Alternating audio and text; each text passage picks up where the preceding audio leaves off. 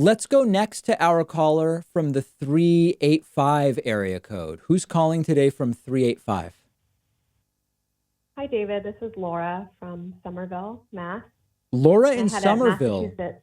Laura, tell me, Yeah, I had a let me Massachusetts question for let you. me ask you something.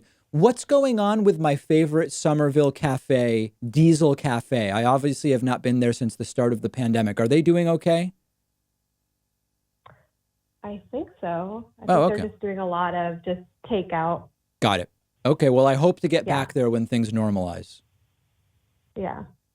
So my question is about if you're following the primary race here in Massachusetts, the Kennedy, Markey, and kind of what your thoughts on that race are. So listen, I have friends that are working on both campaigns, the reelection campaign for Ed Markey and the challenge campaign for Kennedy.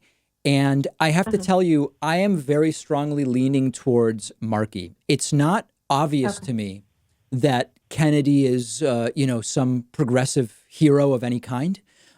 He strikes me as relatively establishment.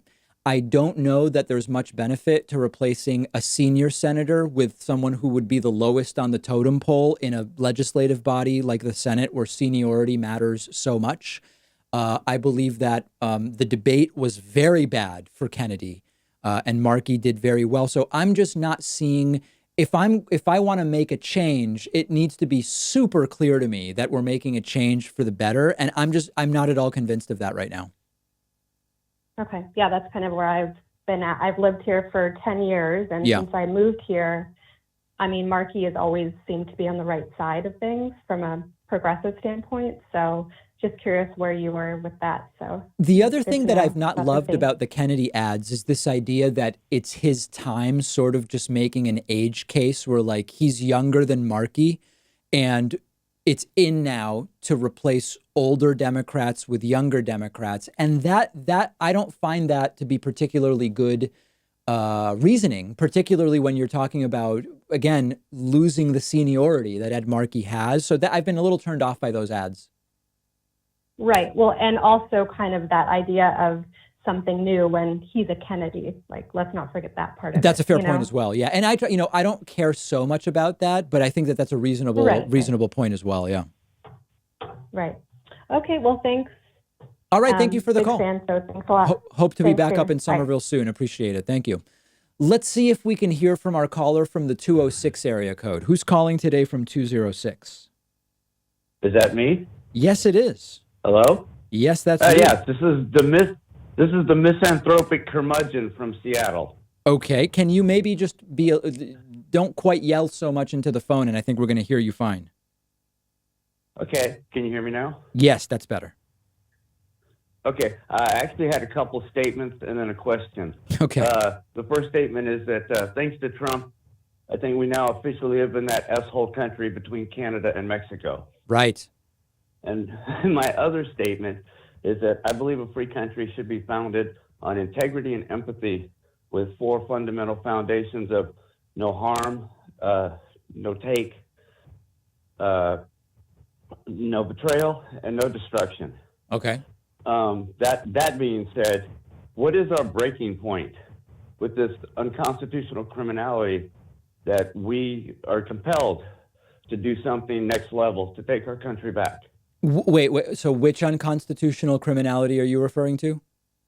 Well, just in general, with the corporations not paying taxes, Mitch McConnell not pushing through voter protections, and the list is endless.